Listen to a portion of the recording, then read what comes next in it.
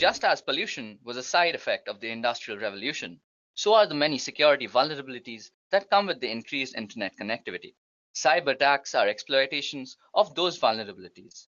For the most part, individuals and businesses have found ways to counter cyber attacks using a variety of security measures and just good old common sense.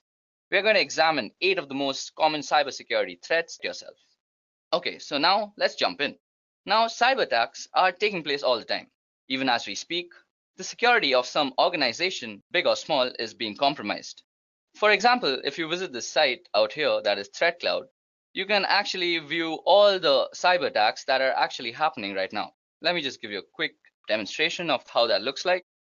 Okay, so as you guys can see out here, these are all the places that are being compromised right now. The red parts actually show us the part that is being compromised, and the yellow places actually show us from where it's being compromised from.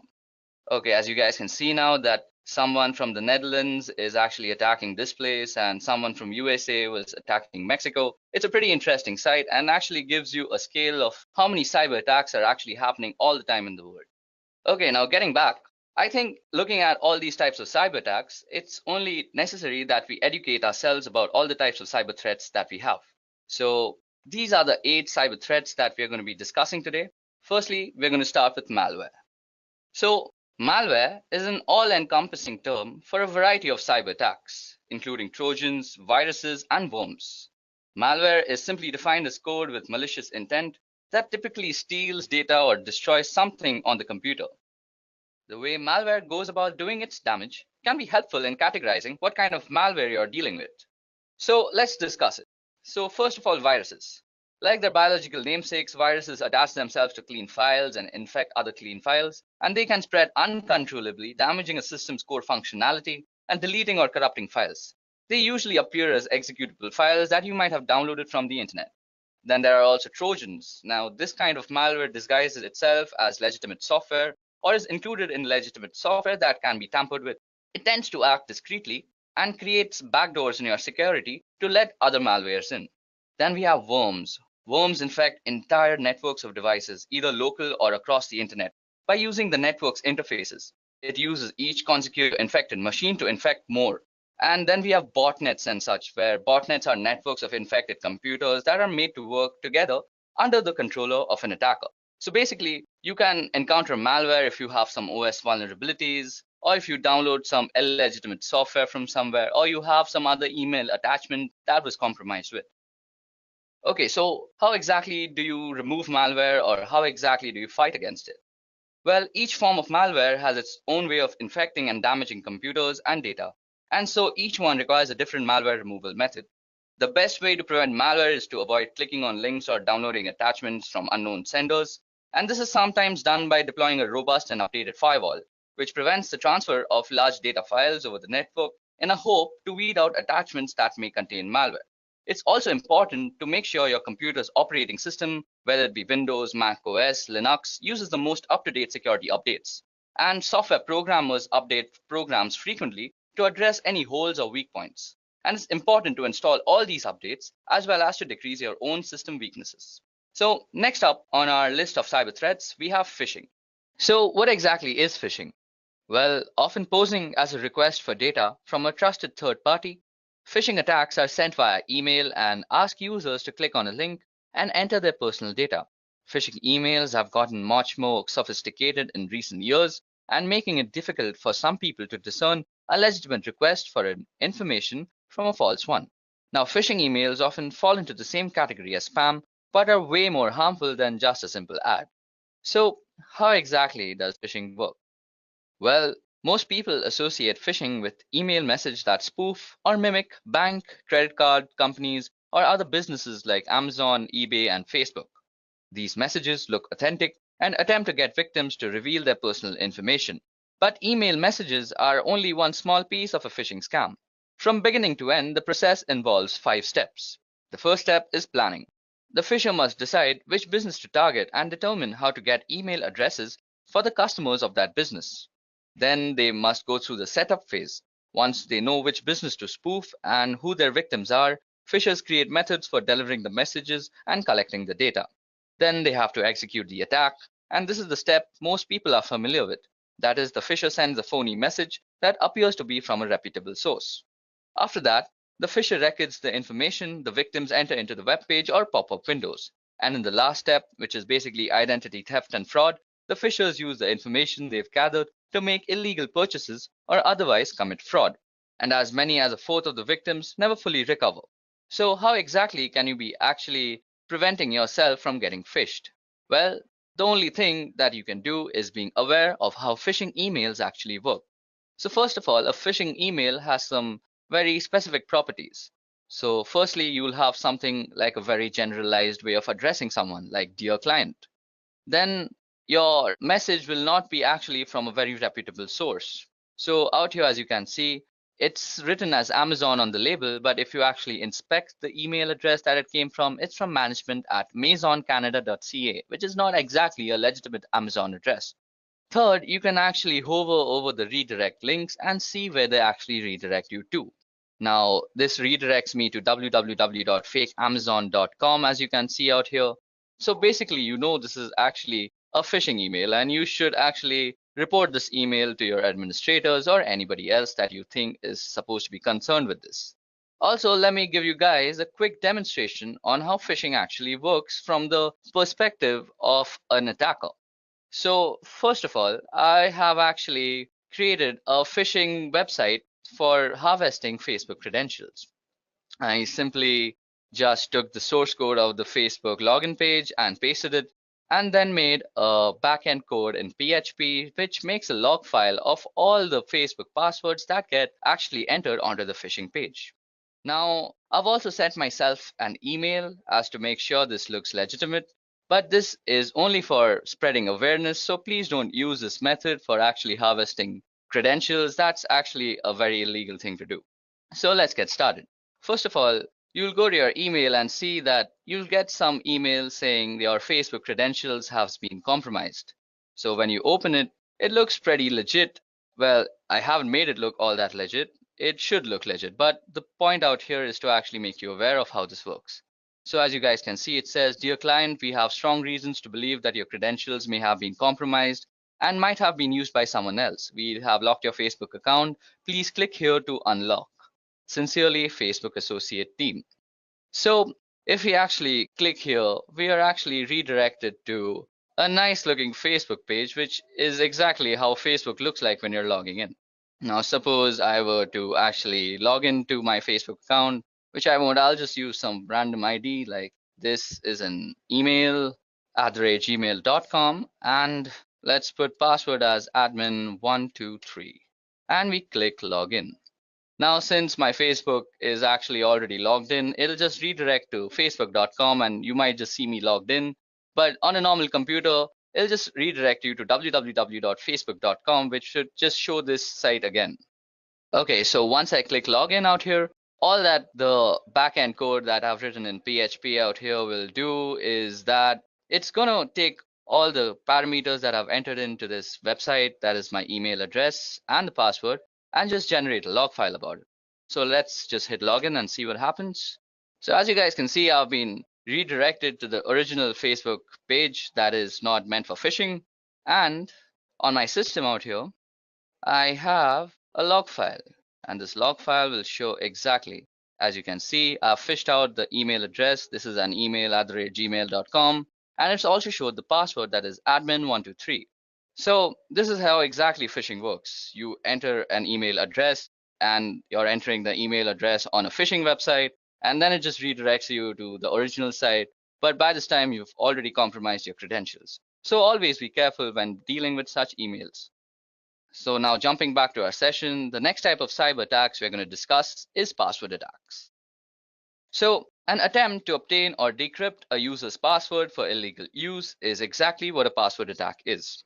Hackers can use cracking programs, dictionary attacks, and password sniffers in password attacks. Password cracking refers to various measures used to discover computer passwords. This is usually accomplished by recovering passwords from data stored in or transported from a computer system. Password cracking is done by either repeatedly guessing the password, usually through a computer algorithm in which the computer tries numerous combinations until the password is successfully discovered. Now, password attacks can be done for several reasons. But the most malicious reason is in order to gain unauthorized access to a computer with the computer's owner's awareness not being in place. Now, this results in cybercrime, such as stealing passwords for the purpose of accessing bank information.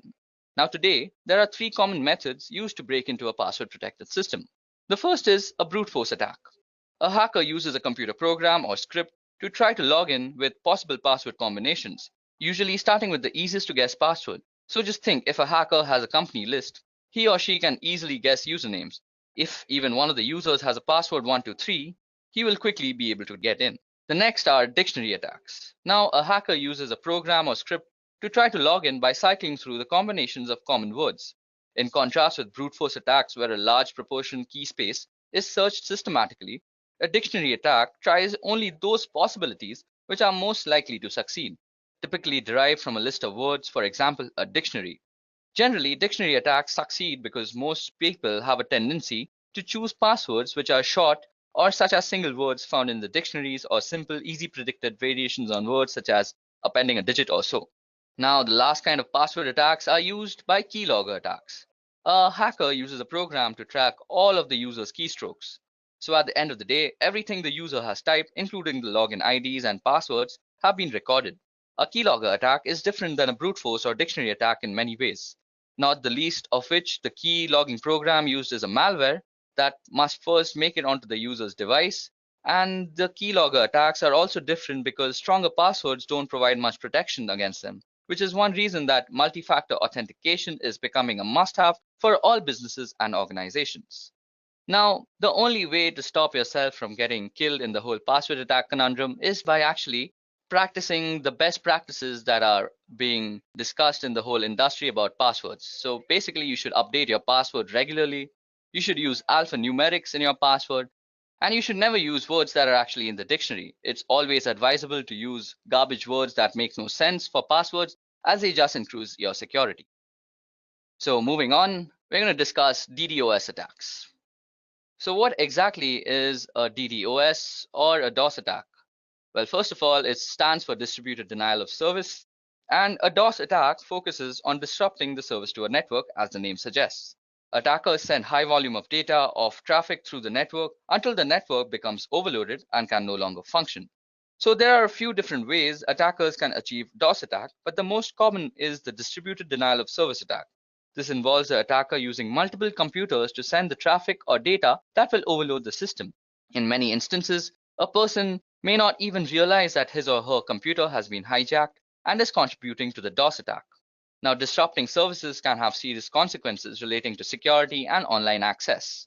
Many instances of large-scale DOS attacks have been implemented as a single sign of protest towards governments or individuals and have led to severe punishment, including major jail time. So, how can you prevent DOS attacks against yourself? Well, firstly, unless your company is huge, it's rare that you would be even targeted by an outside group or attackers for a DOS attack. Your site or network could still fall victim to one, however, if another organization on your network is targeted.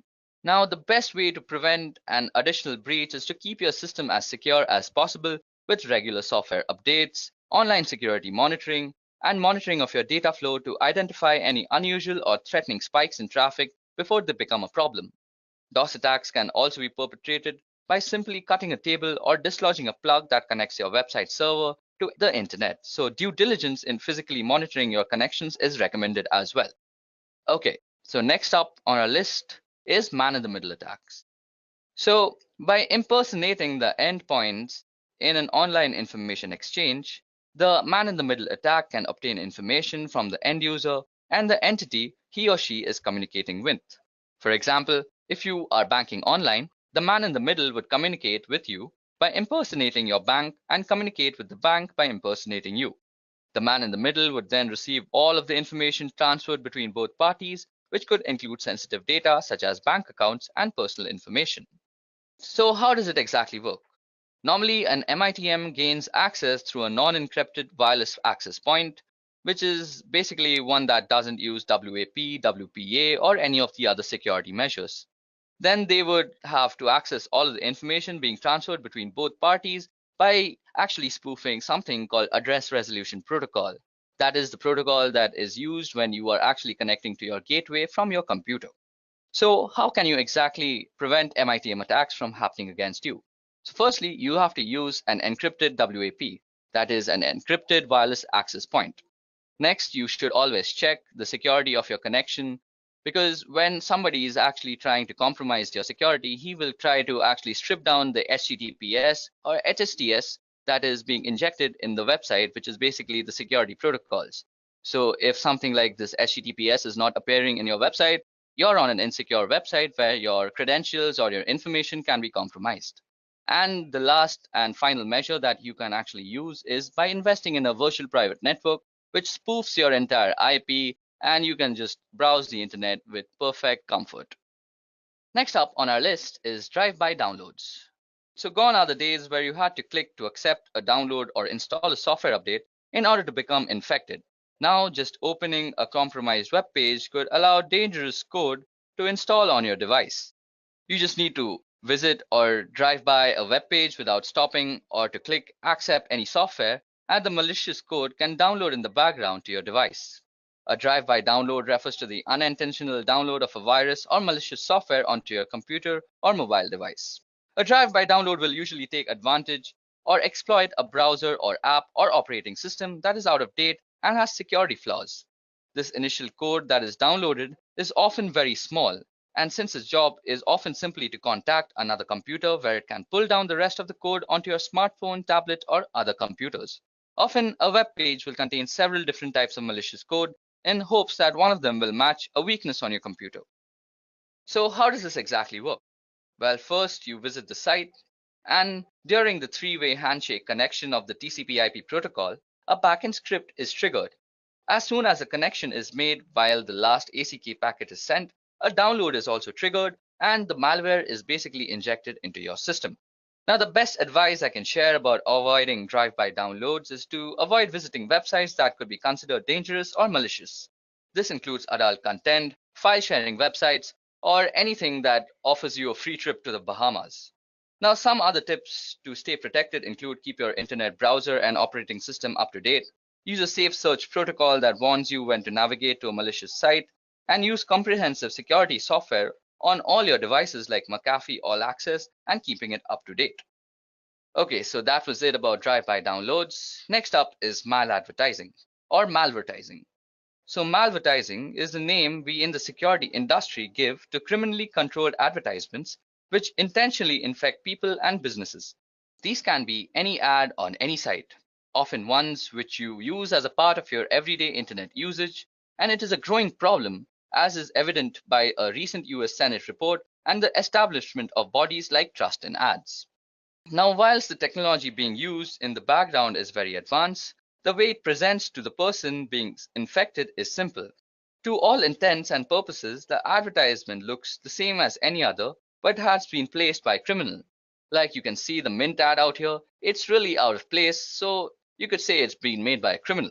Now, without your knowledge, a tiny piece of code hidden deep in the advertisement is making your computer go to the criminal servers. These then catalog details about your computer and its location before choosing which piece of malware to send you. And this doesn't need a new browser window and you won't know about it. So basically, you're redirected to some criminal server, the malware injection takes place, and voila, you're infected. It's a pretty dangerous thing to be in. So how exactly can you stop malvertising? Well, first of all, you need to use an ad blocker, which is a very must in this day and age.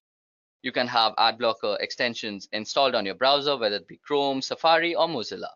Also, regular software updates of your browser and other softwares that work peripheral to your browser always help. And next is some common sense. Any advertisement that is about a lottery that's offering you free money is probably going to scam you and inject a malware too. So never click on those ads. So the last kind of cyber attacks we are going to discover today and discuss about is rogue software. So rogue security software is a form of malicious software and internet fraud that misleads users into believing that there is a virus on their computer and manipulates them into paying money for a fake malware removal tool. It is a form of scareware that manipulates users through fear and a form of ransomware. Rogue security software has been a serious security threat in desktop computing since 2008. So now, how does a rogue security software work?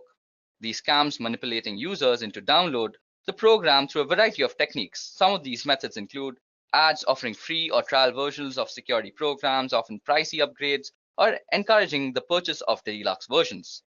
Then also pop-ups warning that your computer is infected with a virus, which encourages you to clean it by clicking on the program.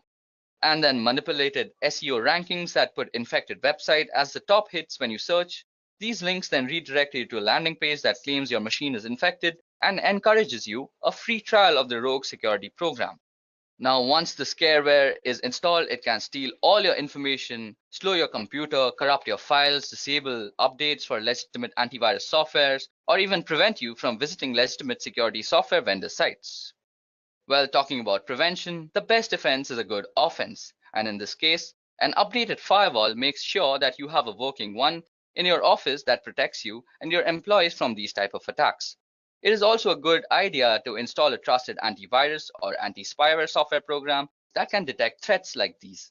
And also a general level of distrust on the internet and not actually believing anything right off the bat is the way to go. Machine is infected and encourages you a free trial of the rogue security program. Now, once the scareware is installed, it can steal all your information, slow your computer, corrupt your files, disable updates for legitimate antivirus softwares, or even prevent you from visiting legitimate security software vendor sites. Well, talking about prevention, the best defense is a good offense. And in this case, an updated firewall makes sure that you have a working one in your office that protects you and your employees from these type of attacks. It is also a good idea to install a trusted antivirus or anti-spyware software program that can detect threats like these. And also a general level of distrust on the internet and not actually believing anything right off the bat is the way